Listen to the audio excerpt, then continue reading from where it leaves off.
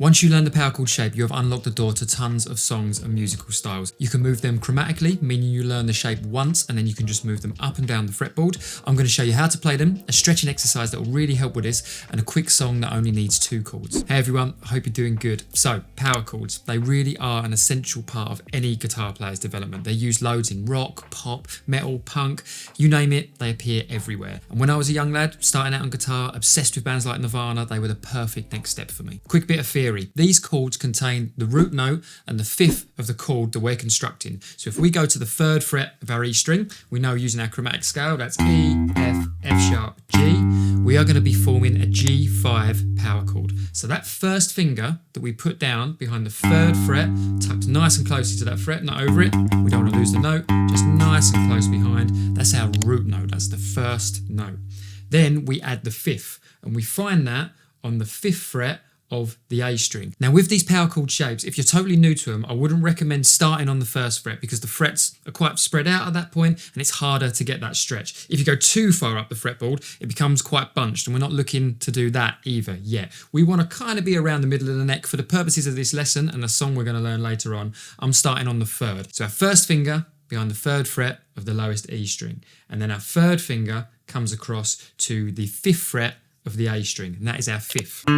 When shaping power chords, you will always find the 5th by going down 1 string and across 2 frets. That principle is applied up and down the fretboard. If you was on the 10th fret, the lowest E, you're playing a D note, go down 1 string, up 2 frets, you will find the 5th of that chord that we're constructing, and you will have a D5. Back to the G5. So our first finger, as well as pushing down on that root note, our 3rd fret of this G5, we also want to have a nice curve in our first finger while it's laying flat across the remaining strings so that we can mute the G, the B, and the E. If we put too much pressure, some of those notes are going to come out, and that's not what we want. We want a nice curve, so our first finger has pressure in the tip, a nice little bend here, so it just mutes the G, B, and the highest E string. And then our 3rd finger comes across to that 5th fret of the A string.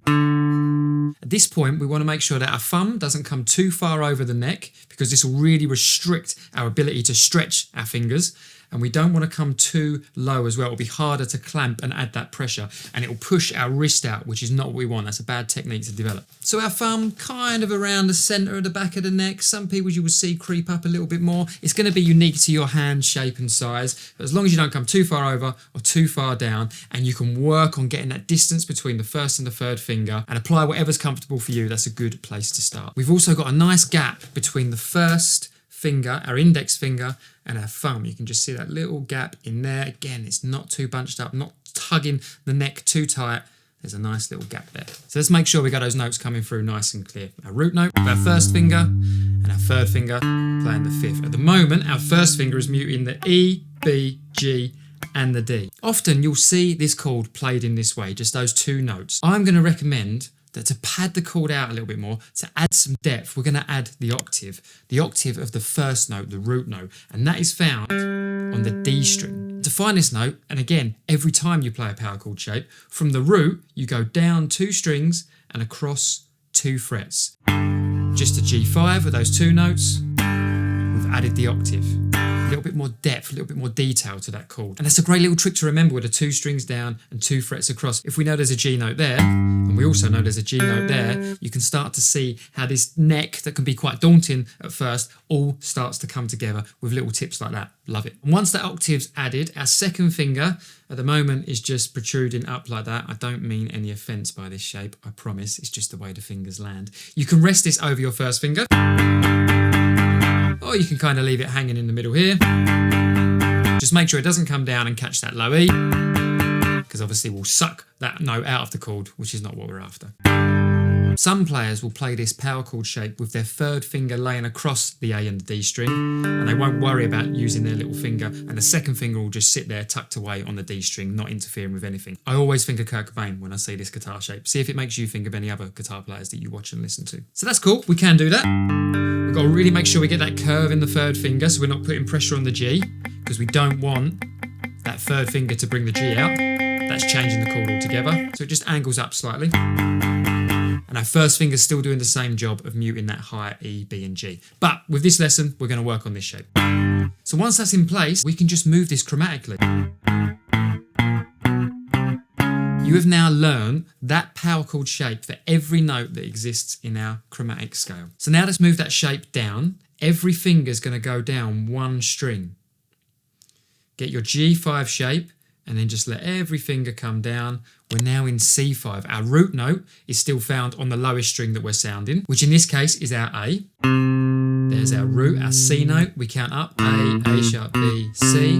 Our third finger comes down to play the fifth, which is on the 5th fret of the D. And then our octave is added with our little finger underneath, and that is on the G string, 5th fret of the G string. First finger now is just muting the high E and B. We're after that curve to make sure we don't bring out those high strings. And our second finger is resting on that low E to cut it out. And I'm also using the pad, the tip of my first finger, to make sure that we're not getting that low E ring through at all. So we moved from the G5 down into the C5 there, but it's good to get into the habit of shaping that independently so we're not transitioning from one chord to another. We want to train our fingers to go from nothing and straight in to our C5. So try that for me. Build from the 3rd fret of the A, 5th of the D, 5th of the G, curve in the first finger, second finger over the top. You have your C5. Our thumb comes over a little bit more for this one. That's okay, because we've done that action of moving our fingers down. It's probably quite natural for a lot of people to bring that thumb a bit further over the top. And you will see some people use that thumb to help mute that low E, if for whatever reason their second finger or their first finger isn't quite able to get there for that. But as that thumb does come over, don't come too far to the point of where your wrist is coming over the top of the neck, and make sure you can still apply that stretch that you need to your fingers. So if you're bringing your thumb up and you find that actually it restricts this 3rd and 4th finger, then bring it down a little and just allow your hands to fan out naturally. Everyone will have a unique hand shape and size, and you will find these little sweet spots that work for you. And again, this can just be moved chromatically, making sure those high strings don't ring through and that low E is cut out at all times.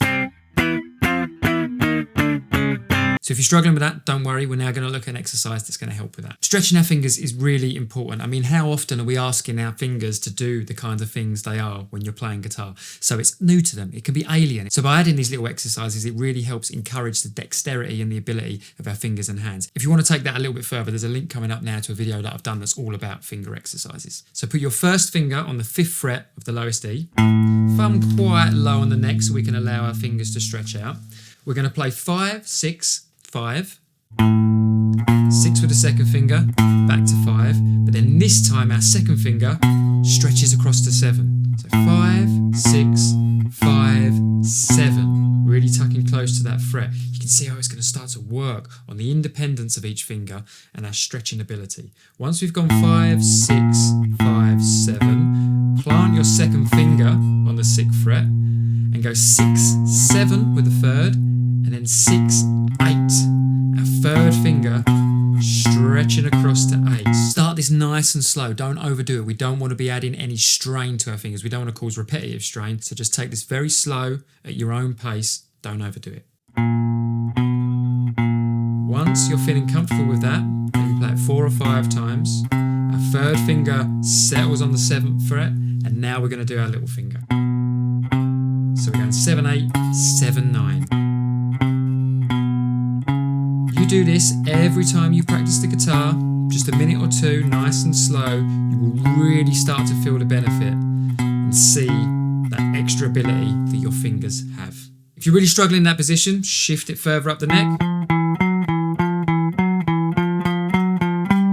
so the frets are nice and close together.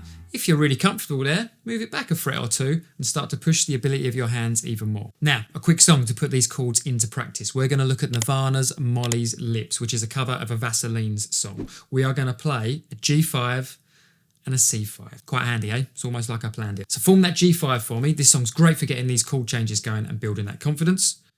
Single strum. Once you're comfortable with that, move down to your C5 just to get this pattern familiar, get that change going. Single strum those. Lovely. Now the strumming pattern for this song is down, down, up on the G5, down, up on the C5.